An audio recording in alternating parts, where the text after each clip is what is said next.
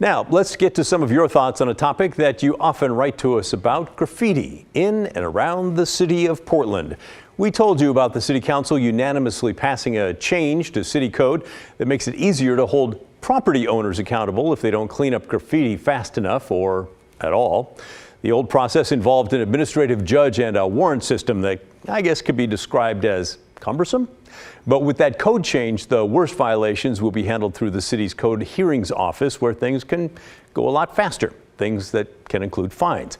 And if those fines are not paid by a certain date, then they can turn into a lien against the property. But many of you not digging that idea, not happy at all that it's the property owners that are the ones that are being held responsible. I don't agree that the owner of the building should have to clean the graffiti off that some idiot put on there. Who made that stupid rule? I'm so upset about it. I can't even keep this straight. The criminals who did it should be arrested and make them go out and clean it off. I think a lot of people agree with that. James wrote to us to say the city of Portland needs to apply these graffiti standards to themselves before they start fining others, especially small businesses. More poor decision making by city officials. Once again, the penalty falls to the property owners and the taxpayers. Why? Why? Why? And Carmen chimed in.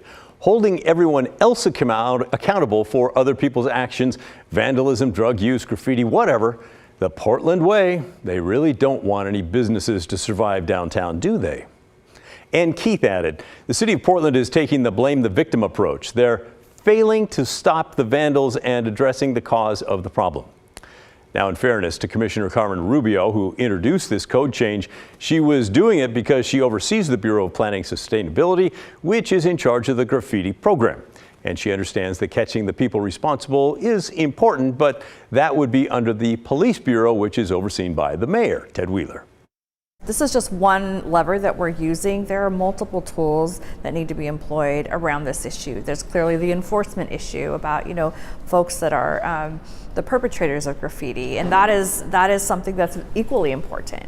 But for what we can do on terms of the other end, making sure that we remove it in a timely way, that we're responsive to community and business owners and neighbors, this is what we feel we can do to move things along even faster.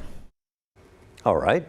Last week, the team also told you about the arrest of a man who police call a prolific tagger. Jim wrote to us, you covered the arrest of a major graffiti tagger, so where is he tonight? Well, good question, Jim. Thanks for asking.